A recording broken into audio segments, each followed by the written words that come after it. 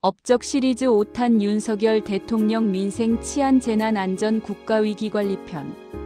여러분 안녕하십니까? 선 애국TV 김선기입니다. 오늘은 업적 시리즈 5탄 민생 치안 재난 안전 국가위기 관리편입니다. 한 문장으로 시작하겠습니다. 안전은 구호가 아니라 시간표다. 범죄 대응은 데이터가 길을 안내하고 재난은 경보 대피 복구의 연쇄 루틴으로 움직이며 국가위기는 상황판 지휘 현장이 동시에 돌아갈 때 강해집니다. 이번 편은 그 시간표를 실제로 작동시킨 시기를 칭찬하는 이야기입니다. 안전을 이야기할 때 우리는 흔히 추상적인 말들을 합니다. 국민의 안전을 최우선으로, 안전한 대한민국, 재난 없는 사회. 물론 이런 목표들도 중요합니다. 하지만 진짜 안전은 구체적인 시간과 숫자로 만들어집니다. 범죄 신고를 받고 몇 분 안에 경찰이 도착하는가? 재난 경보가 울리고 몇 분 안에 대피가 완료되는가? 피해가 발생하고 몇 시간 안에 복구가 시작되는가? 이런 구체적인 시간표가 있어야 진짜 안전입니다. 먼저 큰 그림입니다. 우리는 오프라인 범죄와 온라인 범죄, 자연재난과 사회재난, 그리고 허위정보까지 혼합된 위험을 마주합니다. 과거에는 범죄가 단순했습니다. 강도, 절도, 폭행 같은 것들이었죠. 하지만 이제는 다릅니다. 보이스피싱, 가상화폐 사기, 랜섬웨어 같은 사이버 범죄가 급증하고 있습니다. 범죄자들은 외국에 숨어서 인터넷으로 범죄를 저지릅니다. 재난도 복잡해졌습니다. 태풍, 홍수, 지진 같은 자연재난뿐만 아니라 화재, 붕괴, 폭발 같은 인적 재난도 많습니다. 그리고 가짜뉴스와 허위정보가 혼란을 가중시킵니다. 그래서 안전의 핵심 임무도 세 갈래로 정리됩니다. 첫째, 예방 프리벤션 사건이 터지기 전에 꺾는다. 둘째, 대응 리스폰스 터지면 빠르고 정확하게 누른다. 셋째, 회복 리질리언스 피해를 최소화하고 빨리 일으킨다. 예방은 사건을 미리 막는 것입니다. 범죄가 일어날 가능성이 높은 곳에 순찰을 강화하고 재난이 발생할 위험이 있는 시설을 점검하고 위험 요소를 제거합니다. 대응은 사건이 발생했을 때 빠르게 처리하는 것입니다. 신고를 받으면 즉시 출동하고 범인을 검거하고 부상자를 구조하고 피해 확산을 막습니다. 회복은 피해를 복구하는 것입니다. 망가진 도로를 고치고 무너진 건물을 재건하고 상처받은 사람들을 치료하고 일상으로 돌아갈 수 있게 돕습니다. 오늘 저는 이 세 기준으로 윤석열 대통령의 민생안전 업적을 칭찬하겠습니다. 자, 본론으로 갑니다. 첫째, 보이는 순찰에서 예측 순찰로입니다. 치안은 발로 뛰되 계획은 데이터가 세웁니다. 과거의 순찰은 어떠했을까요? 경찰이 일정한 구역을 돌면서 순찰했습니다. 정해진 코스를 규칙적으로 도는 것이었죠. 이것을 보이는 순찰이라고 합니다. 경찰이 보이면 범죄자들이 겁을 먹어서 범죄를 포기한다는 논리입니다. 하지만 이 방식에는 문제가 있습니다. 첫째, 비효율적입니다. 범죄가 거의 일어나지 않는 곳도 똑같이 순찰해야 합니다. 둘째, 예측 가능합니다. 범죄자들이 경찰의 순찰 시간을 파악하면 그 시간을 피해서 범죄를 저지릅니다. 그래서 이번 시기에는 방식을 바꿨습니다. 데이터를 분석해서 범죄가 많이 일어나는 시간과 장소를 찾아냅니다. 생활범죄, 폭력, 절도, 주치, 야간 위험 구간을 시간대별로 분석해 순찰 경로 투입 인원 대기 거점을 재편했습니다. 예를 들어볼까요? 데이터를 보니 금요일 밤 10시에서 새벽 2시 사이에 A구역에서 폭력 사건이 자주 발생합니다. 그러면 그 시간대에 그 구역의 순찰을 강화합니다. 경찰 인력을 더 배치하고 순찰 빈도를 높입니다. 반대로 화요일 오전에 B구역은 범죄가 거의 없습니다. 그러면 그 시간대에는 순찰을 줄이고 인력을 다른 곳에 배치합니다. 이것이 예측 순찰입니다. 데이터가 말해주는 곳에 미리 가 있는 것입니다. 일일이 접수 배차 현장 도착의 평균 소요 시간을 줄이는 데 초점을 맞추고 신고 급증 시간에는 다중동시 출동을 기본 카드로 삼았습니다. 112는 경찰 신고 전화입니다. 신고가 들어오면 어떤 과정을 거칠까요? 접수는 신고를 받는 것입니다. 상황실 직원이 전화를 받고 내용을 듣습니다.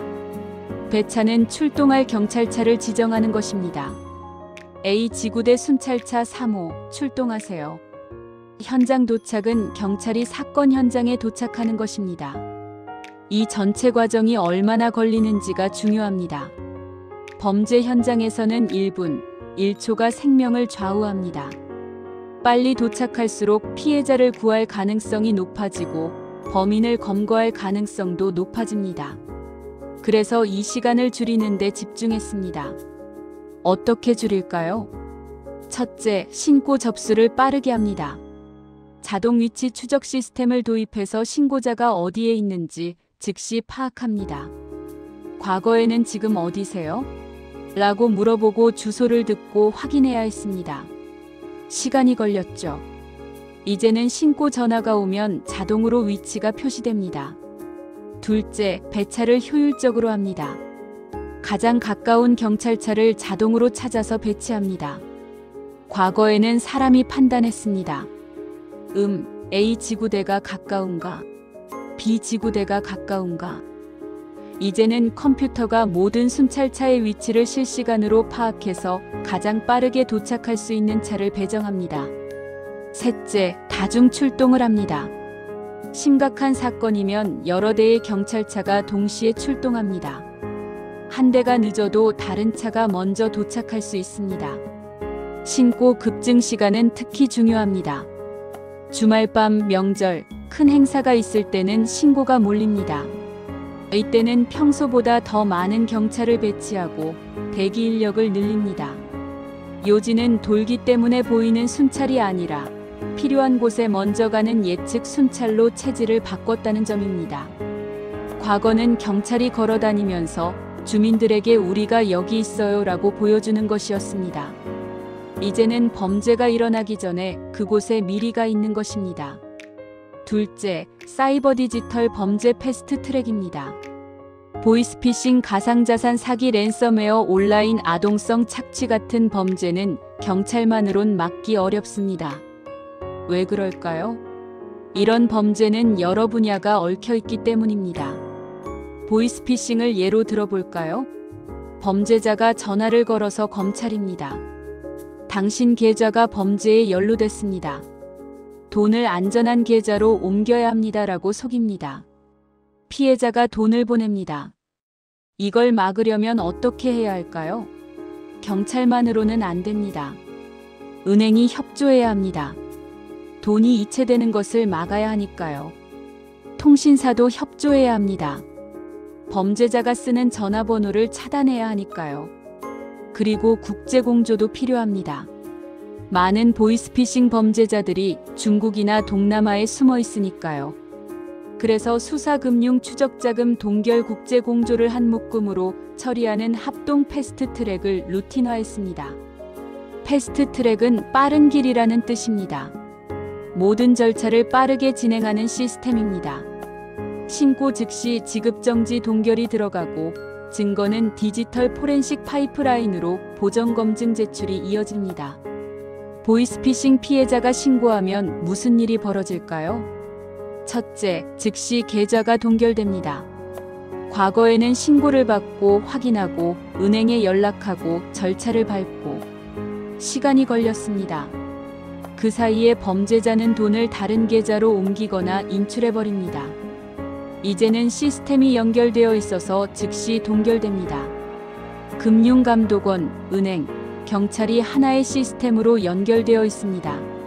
신고가 들어오면 자동으로 해당 계좌가 정지됩니다. 둘째, 디지털 증거를 확보합니다.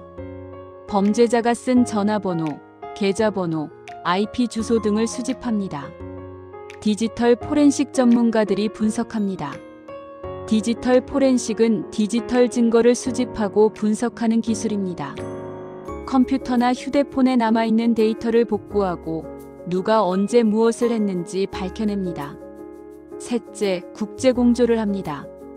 범죄자가 외국에 있으면 그 나라 경찰과 협력합니다. 정보를 공유하고 공동 수사를 하고 범죄자를 체포합니다. 온라인 범죄도 시간 전쟁입니다. 그 시간을 줄인 것이 포인트입니다.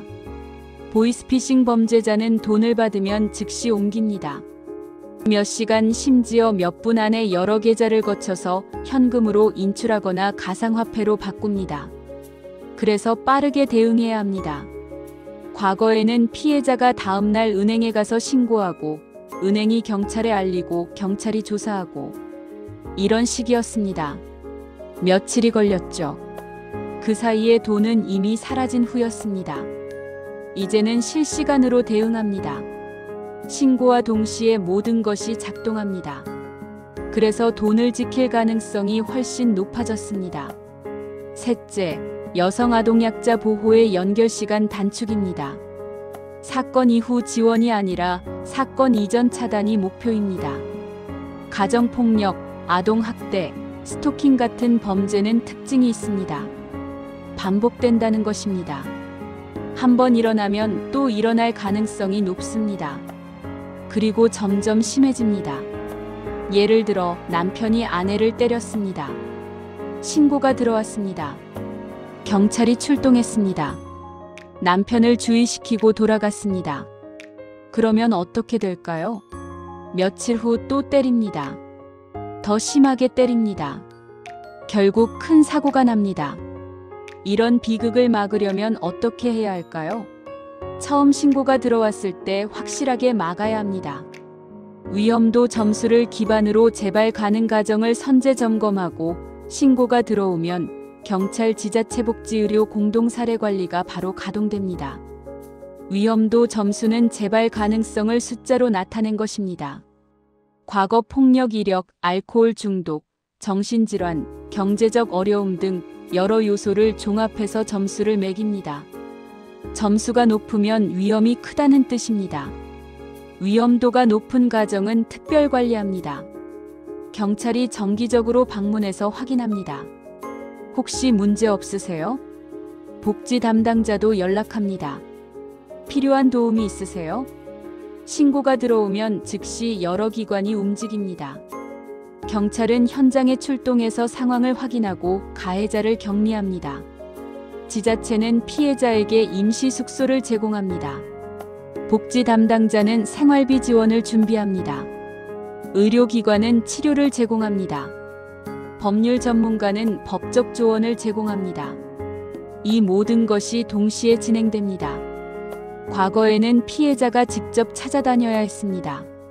경찰서 가고 구청 가고 병원 가고 변호사 찾고 힘들고 복잡했습니다. 많은 피해자들이 중간에 포기했습니다. 이제는 원스톱입니다. 한 곳에 신고하면 모든 것이 연결됩니다. 접근 금지, 임시 숙소, 법률 심리 지원을 원스톱으로 묶고 특히 신고 첫 24시간을 특수관리 구간으로 운영해 재신고율을 낮추는 데 집중했습니다. 접근 금지는 가해자가 피해자에게 접근하지 못하게 막는 것입니다. 법원이 명령을 내립니다. 피해자로부터 100m 이상 떨어져 있으시오. 연락하지 마시오. 이것을 어기면 처벌받습니다. 임시숙소는 피해자가 안전하게 지낼 수 있는 곳입니다. 가정폭력 피해자 쉼터, 모텔, 친척집 등을 제공합니다. 법률 지원은 변호사를 연결해주는 것입니다. 이혼, 재산 분할, 자녀 양육권 등 법적 문제를 도와줍니다. 심리 지원은 상담을 제공하는 것입니다. 폭력 피해자는 트라우마를 겪습니다. 전문 상담사가 치료합니다. 신고 첫 24시간이 특히 중요합니다. 이 시간 동안 피해자가 마음을 바꿀 수 있습니다. 그래도 남편인데 한 번만 더 기회를 줘야지. 이런 생각으로 신고를 취소합니다. 그러면 또 폭력이 반복됩니다. 그래서 이 24시간 동안 집중 관리합니다.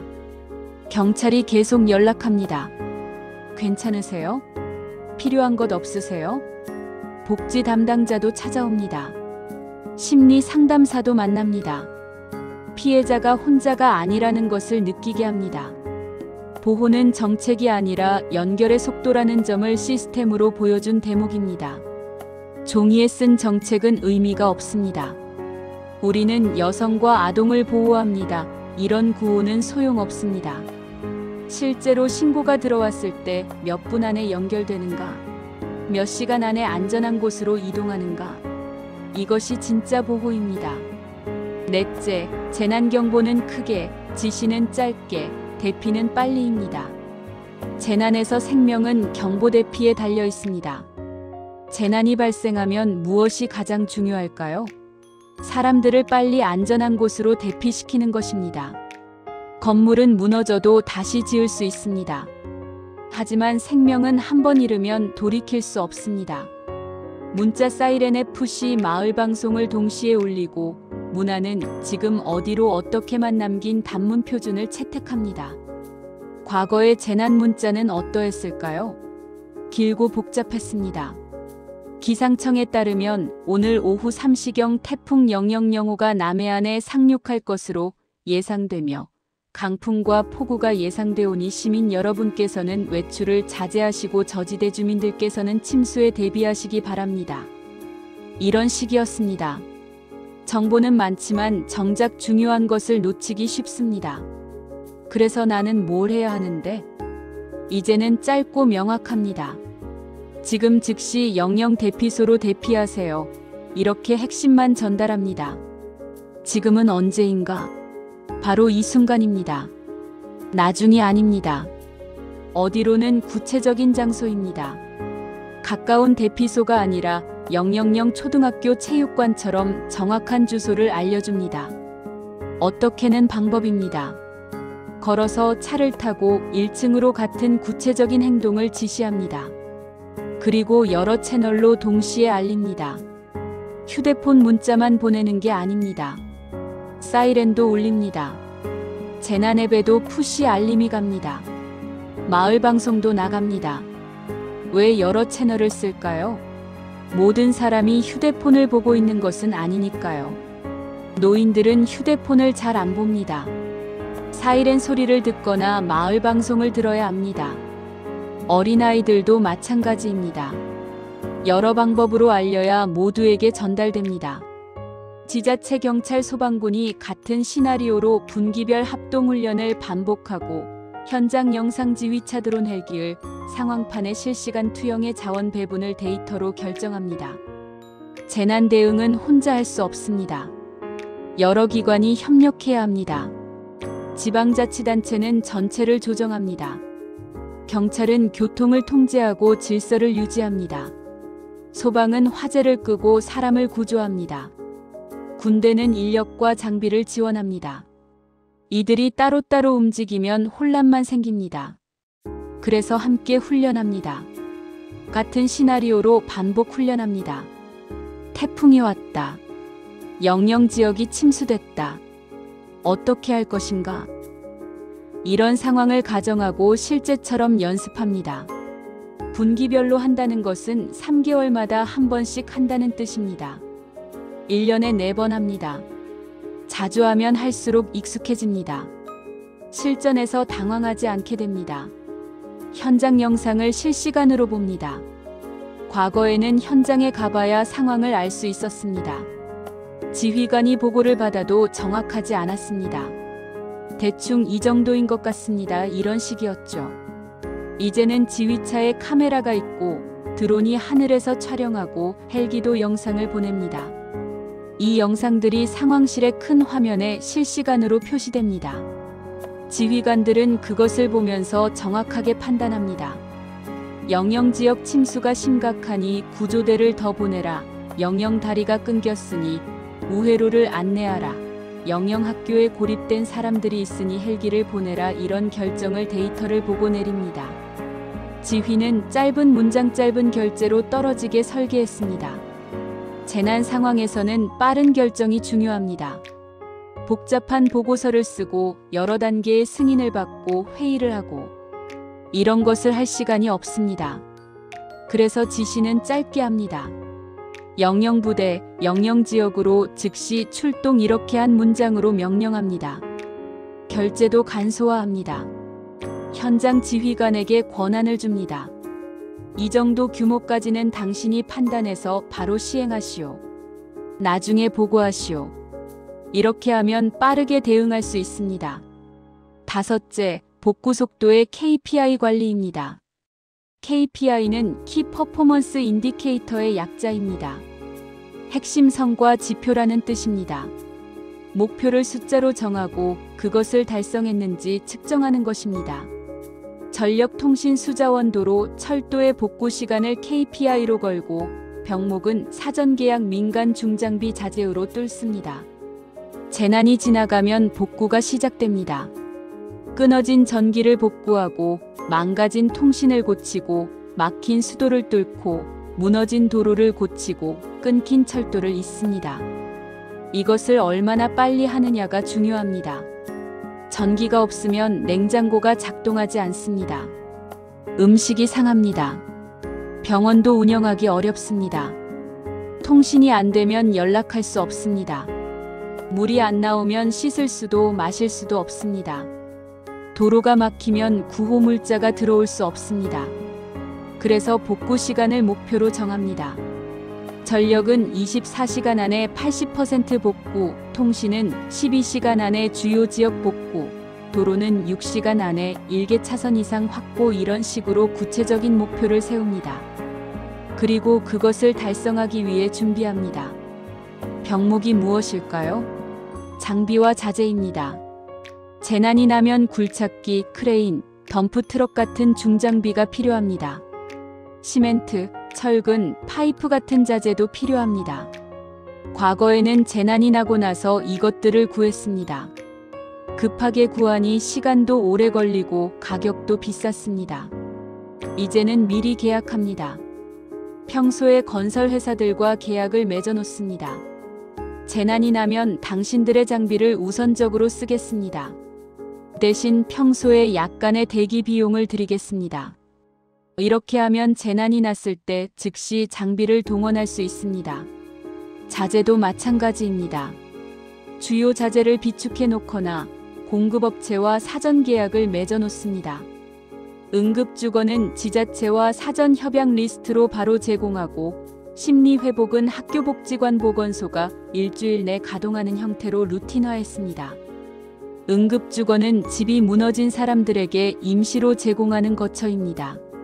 재난이 나면 많은 사람들이 집을 잃습니다. 어디서 잘까요? 과거에는 체육관 같은 곳에 모여서 지냈습니다. 불편했습니다. 프라이버시도 없었습니다.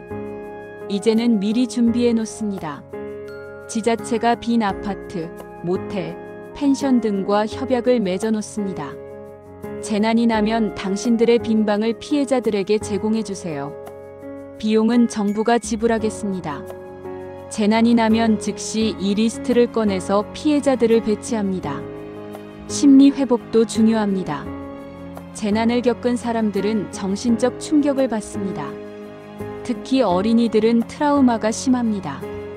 악몽을 꾸고 불안해하고 공포에 떱니다.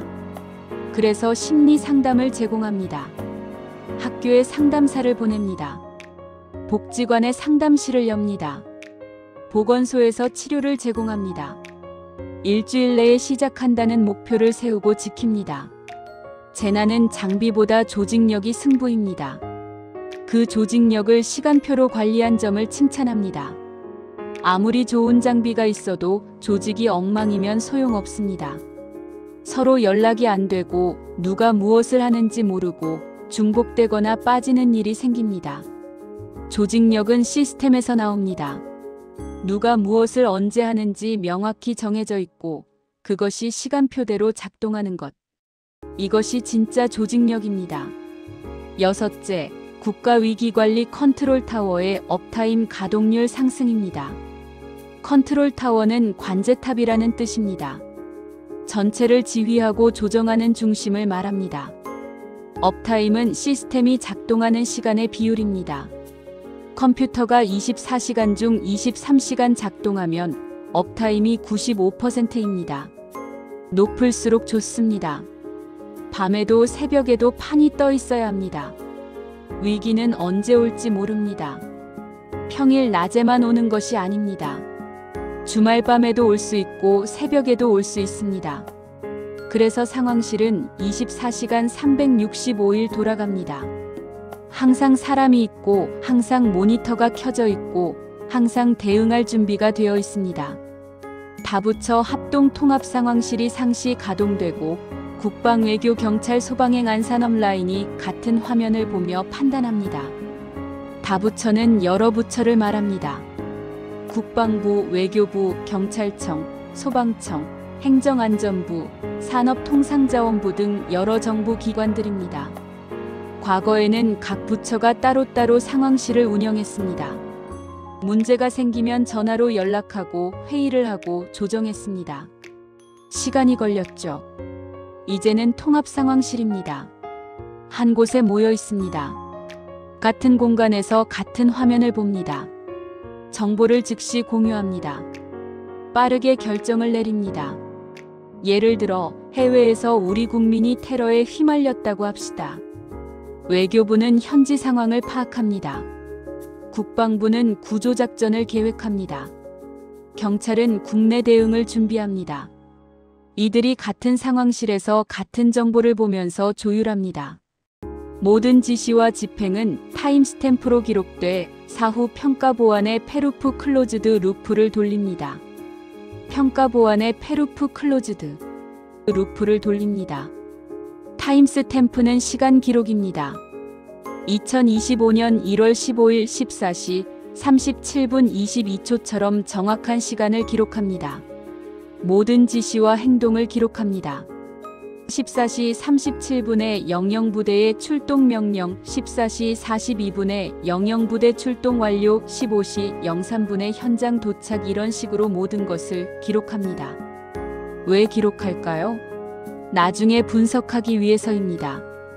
위기가 끝나면 평가를 합니다. 무엇이 잘 됐나? 무엇이 잘못됐나? 어디서 시간이 지체됐나?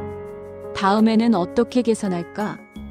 기록이 있으면 정확하게 분석할 수 있습니다. 출동 명령이 내려지고 실제 출동까지 5분이 걸렸네. 왜 이렇게 오래 걸렸지? 아, 장비 점검을 하느라 시간이 걸렸구나. 그럼 장비를 항상 준비 상태로 유지하도록 하자. 이런 식으로 개선합니다. 페루프는 순환고리입니다. 계획, 실행, 평가, 개선, 다시 계획. 이런 사이클이 계속 돌아가면 시스템은 점점 더 좋아집니다. 매뉴얼은 행정용어가 아니라 현장 행동 문장으로 다시 썼습니다. 위기는 정보 판단 지시가 끊기지 않을 때 약해집니다. 매뉴얼은 어떻게 해야 하는지 적어놓은 책입니다. 과거의 매뉴얼은 어땠을까요? 복잡하고 어려웠습니다. 행정용어와 법률용어로 가득했습니다. 관련 부처는 상황을 인지한 즉시 소관 업무에 따라 필요한 조치를 취하고 유관기관과 협조체계를 구축하여 종합적인 대응 방안을 강구해야 한다. 이게 무슨 말입니까? 현장에서 이것을 읽고 이해할 시간이 있을까요? 이제는 간단하고 명확하겠습니다. 화재 발생 시 1. 즉시 119에 신고. 2. 사람들을 건물 밖으로 대피시킴. 3. 소화기로 초기 진화 시도 안전한 경우에만. 4. 소방대 도착 시 상황 설명. 이렇게 쓰면 누구나 이해할 수 있습니다. 당황한 상황에서도 이것을 보고 따라할 수 있습니다. 정보, 판단, 지시가 끊기지 않아야 합니다. 위기 상황에서 가장 무서운 것은 정보가 끊기는 것입니다. 지금 무슨 일이 벌어지고 있는지 모르겠어. 이렇게 되면 대응할 수 없습니다. 그래서 정보는 계속 흘러야 합니다. 현장에서 상황실로, 상황실에서 지휘부로, 지휘부에서 다시 현장으로. 끊임없이 소통해야 합니다. 판단도 계속되어야 합니다. 상황은 계속 변합니다. 처음 계획대로 되지 않습니다. 그래서 계속 판단하고 수정해야 합니다. 지시도 계속 내려가야 합니다. 지금은 이렇게 하시오. 상황이 바뀌었으니 저렇게 하시오 이렇게 계속 업데이트해야 합니다. 일곱째, 생활 인프라 안전작은 규칙이 큰 사고를 막는다입니다. 노후 교량 터널 학교 병원 같은 다중시설은 정기진단 보수제 점검을 주기화하고 사업장 안전점검은 위험도 기반으로 재배치했습니다. 우리 주변에는 많은 시설들이 있습니다. 다리, 터널, 학교, 병원, 공장, 마트, 극장. 이런 시설들이 안전해야 우리가 안심하고 생활할 수 있습니다. 하지만 시설은 늙습니다. 시간이 지나면 낡고 약해집니다. 다리의 철근이 녹슬고 터널의 천장이 갈라지고 건물의 기둥이 약해집니다. 그대로 두면 언젠가 무너집니다.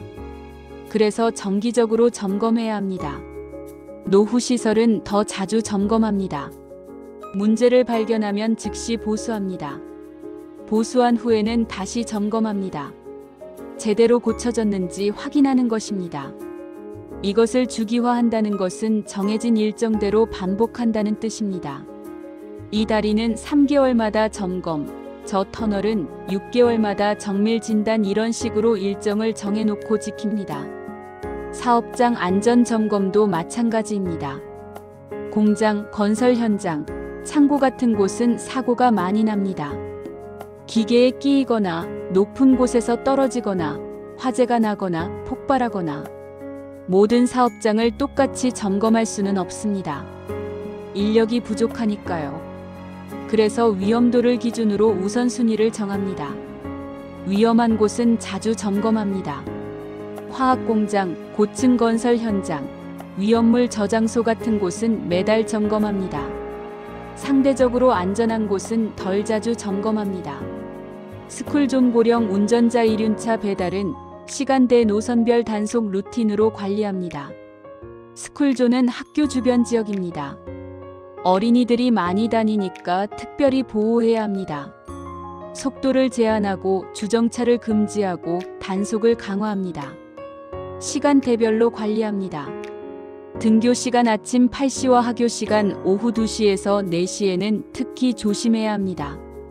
이 시간에 경찰이 배치되고 단속이 강화됩니다. 고령 운전자도 관리 대상입니다.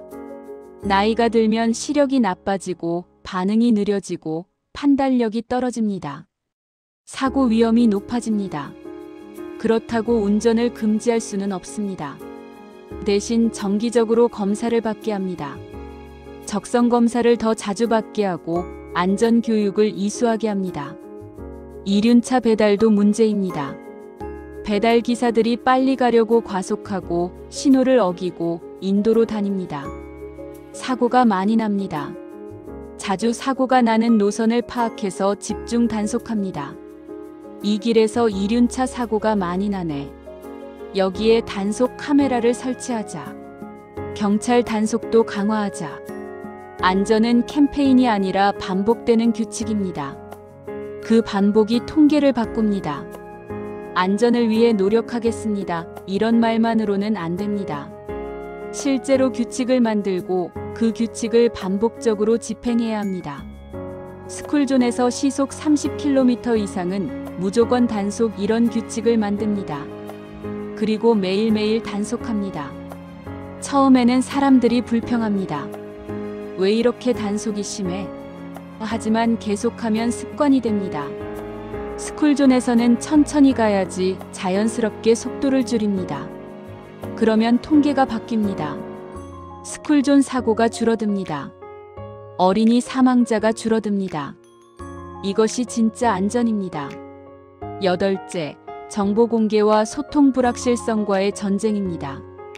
위기 때 루머가 피해를 키웁니다. 재난이나 사고가 나면 사람들은 불안해합니다. 정확한 정보를 알고 싶어 합니다. 그런데 정보가 없으면 어떻게 될까요? 루머가 퍼집니다. 들었어? 영영에서 건물이 무너졌대. 사람이 100명 넘게 깔렸대. 진짜? 나는 200명이라고 들었는데. 아니야, 내 친구가 거기 있었는데 300명이래. 이런 식으로 루머는 점점 과장됩니다. 사람들은 더욱 불안해집니다. 혼란이 가중됩니다.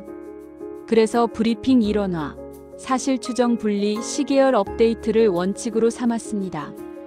브리핑 일원화는 한 곳에서만 공식 발표를 한다는 뜻입니다. 여러 기관이 제각각 발표하면 내용이 다를 수 있습니다. 그러면 혼란만 가중됩니다. 그래서 대변인을 지정합니다. 모든 공식 발표는 이 사람을 통해서만 나갑니다. 다른 사람들은 공식 발표를 참고해 주세요 라고만 말합니다. 사실과 추정을 분리합니다. 확인된 사실과 아직 확인되지 않은 추정을 명확히 구분해서 말합니다. 확인된 사실, 오늘 오후 3시에 영영 건물에서 화재가 발생했습니다. 현재까지 부상자 5명이 확인되었습니다. 추정 화재 원인은 아직 조사 중입니다.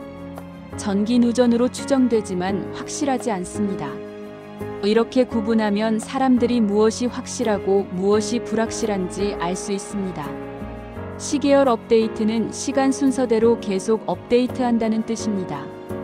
첫 번째 브리핑 오후 4시 화재가 발생했습니다. 소방대가 진화 중입니다. 두 번째 브리핑 오후 6시 화재가 진압됐습니다. 부상자 5명은 모두 병원으로 이송됐습니다. 세 번째 브리핑 오후 9시 화재 원인은 전기 누전으로 확인됐습니다. 건물 안전 점검을 실시하고 있습니다. 이렇게 계속 업데이트하면 사람들이 상황을 파악할 수 있습니다. 첫 브리핑은 사실 최소 세트로 빠르게, 이후는 시간표로 보강합니다. 국민은 예측 가능성을 얻고 루머의 여지는 줄어듭니다. 소통은 PR이 아니라 위기관리 기술이라는 관점을 정착시켰습니다. 사건이 터지면 즉시 브리핑합니다. 아직 모르는 것이 많아도 일단 알고 있는 것부터 발표합니다. 완벽한 정보를 기다리다가 몇 시간 후에 발표하면 그 사이에 루머가 퍼집니다. 그래서 빠르게 최소 정보를 발표합니다.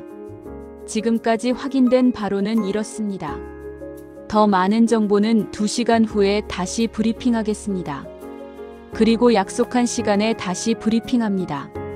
시간표를 지킵니다. 그러면 사람들이 2시간 후에 정보가 나오겠구나 예상할 수 있습니다.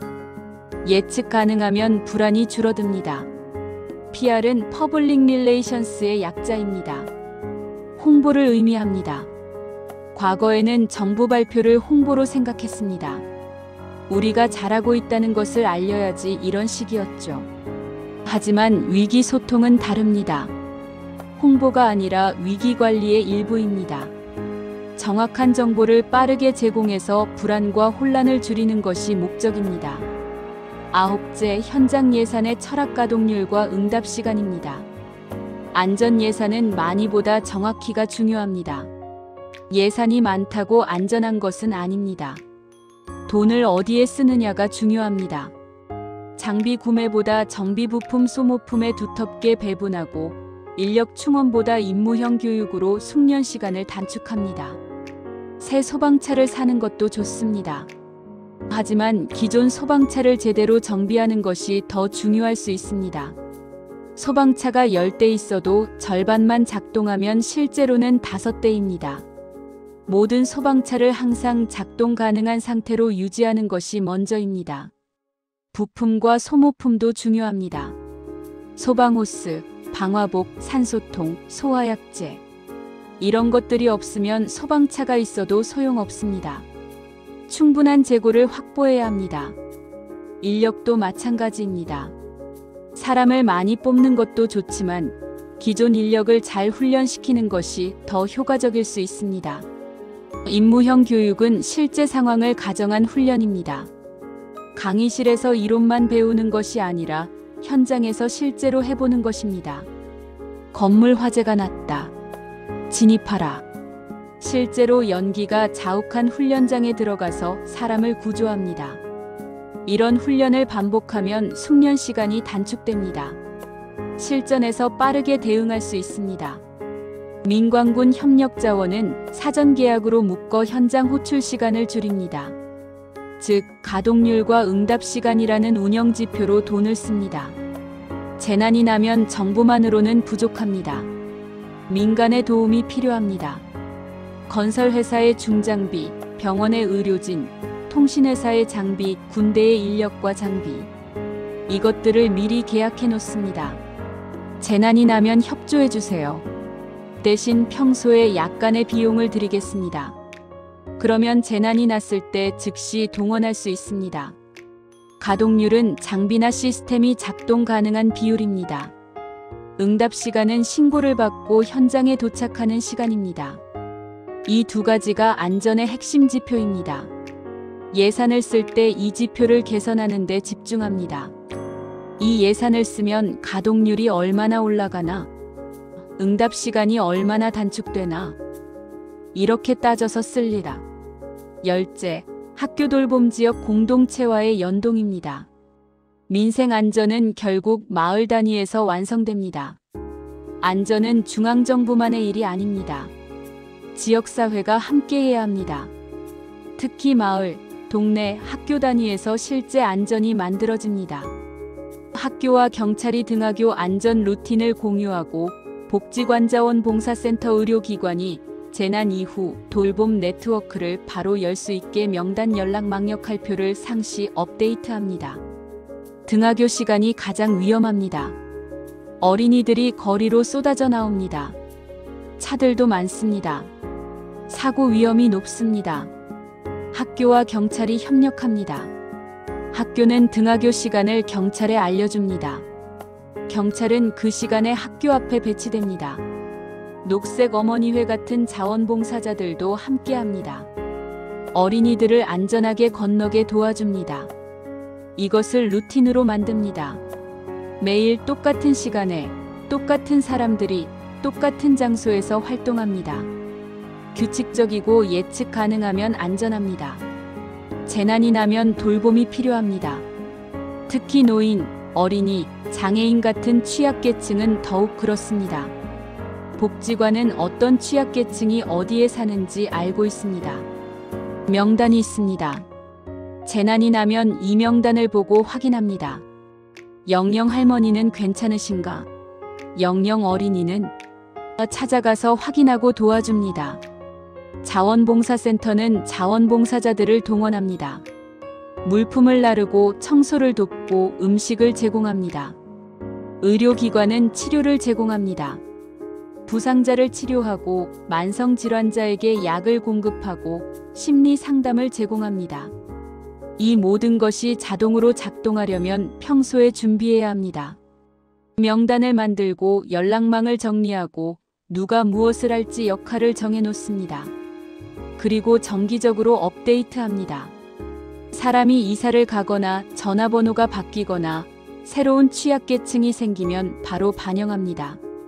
평시에 해둔 준비가 재난 당일의 속도를 만듭니다. 재난이 나고 나서 준비하면 늦습니다. 평소에 미리 준비해야 합니다. 명단 만들고 훈련하고 점검하고 이런 것들이 지루하고 귀찮게 느껴질 수 있습니다. 언제 재난이 나겠어? 이렇게 생각할 수 있습니다. 하지만 재난은 예고 없이 옵니다. 그때 가서 준비하면 늦습니다. 평소에 해놓은 준비가 그날의 생명을 구합니다. 이제 핵심을 운영의 언어로 한 줄의 식으로 정리하겠습니다. 입력 범죄 재난 데이터, 경보 인프라, 인력 장비 예산. 범죄와 재난에 대한 데이터를 수집합니다. 어디서 언제 무슨 일이 일어나는지. 경보를 울릴 인프라를 구축합니다. 사이렌, 문자 시스템, 방송 장비. 경찰, 소방, 군인, 의료진 같은 인력과 소방차, 구급차, 장비들을 준비합니다. 예산을 배정합니다. 과정 예측 순찰 합동 패스트트랙 다중경보 합동훈련 상황판 연동 복구 KPI 관리. 데이터를 분석해서 예측 순찰을 합니다. 여러 기관이 합동으로 빠르게 대응합니다. 여러 채널로 동시에 경보를 울립니다. 정기적으로 합동 훈련을 합니다. 모든 정보를 하나의 상황판에 모아서 봅니다. 복구 시간을 목표로 정하고 관리합니다. 출력 예방 사건 감소, 대응 도착 제압 시간 단축, 회복 복구 시간 단축. 결과적으로 사건이 줄어듭니다. 예방. 사건이 나도 빨리 대응합니다. 대응. 피해를 빨리 복구합니다. 회복. 요지는 문서가 아니라 시간표가 살아났다는 점입니다. 접수 지시 현장 복구 평가의 페루프가 일상적으로 돌아갑니다. 종이에 쓴 계획은 의미가 없습니다. 실제로 작동하는 시간표가 있어야 합니다.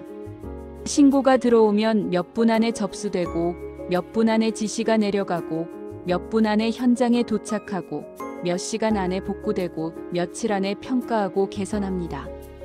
이런 구체적인 시간표가 있고, 그것이 실제로 작동해야 진짜 안전입니다.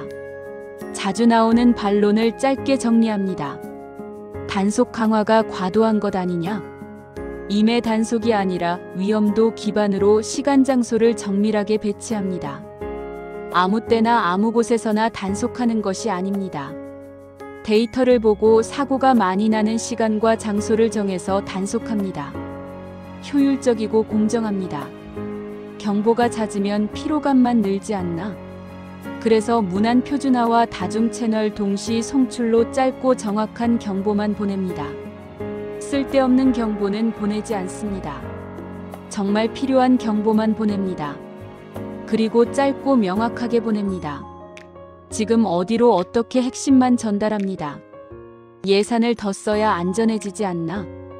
핵심은 가동률과 응답 시간입니다. 같은 돈으로도 복구 속도를 크게 올릴 수 있습니다. 돈을 많이 쓴다고 안전한 것은 아닙니다. 돈을 어디에 어떻게 쓰느냐가 중요합니다. 가동률을 높이고 응답 시간을 단축하는 데 쓰면 같은 예산으로도 훨씬 안전해질 수 있습니다. 이제 요약입니다. 첫째, 예측 순찰과 현장 대응 단축 골든타임을 시간표로 관리. 둘째, 사이버 디지털 범죄 패스트트랙 돈줄 서버 계정을 동시에 압박. 셋째, 재난 경보 대피 복구의 연쇄 루틴 지시는 짧게, 복구는 빠르게. 넷째, 국가위기관리 상시 가동 통합 상황실과 기록 기반 의사결정. 다섯째, 약자 보호의 연결 시간 단축 사건 이전 차단 구조. 여섯째, 예산의 운영 철학 가동률 응답 시간 중심. 일곱째, 학교 돌봄 지역 연동 평시 준비가 당일 속도를 만든다. 오늘의 한 줄 안전을 시간표로 만든 시기. 우리는 이제 사건을 쫓는 나라가 아니라 위험을 미리 꺾는 나라를 향하고 있습니다. 과거에는 사건이 터지고 나서 대응했습니다. 이제는 사건이 터지기 전에 막습니다.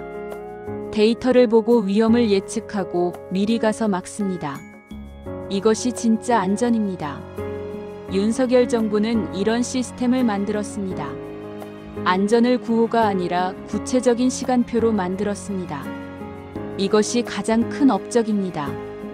다음 업적 시리즈 6탄에서는 사회복지 돌봄 노동시장 인재양성으로 이어가겠습니다.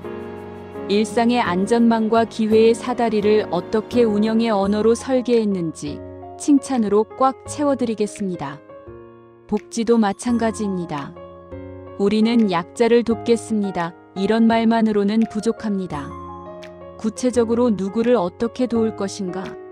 신청하고 며칠 안에 지원이 시작되는가? 이런 구체적인 시스템이 있어야 진짜 복지입니다. 노동시장도 그렇습니다. 일자리를 만들겠습니다. 이것만으로는 안 됩니다. 어떤 일자리를 어떻게 만들 것인가? 구직자와 기업을 어떻게 연결할 것인가? 시스템이 있어야 합니다. 인재양성도 마찬가지입니다. 인재를 키우겠습니다. 구호만으로는 안 됩니다. 어떤 교육을 누구에게 어떻게 제공할 것인가? 교육이 끝나고 취업까지 연결되는가? 구체적인 경로가 있어야 합니다. 6탄에서는 이런 것들을 구체적으로 말씀드리겠습니다. 역시 운영의 언어로, 시간표로, 칭찬으로 가득 채워서 말씀드리겠습니다. 끝까지 함께 해주셔서 감사합니다. 영상이 유익하셨다면 구독, 좋아요, 알림 설정 부탁드립니다. 댓글로 여러분의 의견도 남겨주세요. 여러분의 피드백이 이 시리즈를 더 단단하게 만듭니다. 특히 안전과 관련된 일을 하시는 분들의 의견을 듣고 싶습니다. 경찰, 소방, 군인, 의료진, 공무원 여러분, 현장에서 이런 변화들이 실제로 체감되는지, 어떤 점이 좋아졌고 어떤 점이 아쉬운지 솔직한 의견 부탁드립니다. 일반 시민 여러분들도 의견 주세요. 여러분이 느끼기에 안전이 나아졌습니까? 경찰이 더 빨리 오나요? 재난 대응이 더 빨라졌나요? 솔직한 평가 부탁드립니다. 저는 선애국TV 김선기였습니다. 고맙습니다. 다음 편에서 또 뵙겠습니다.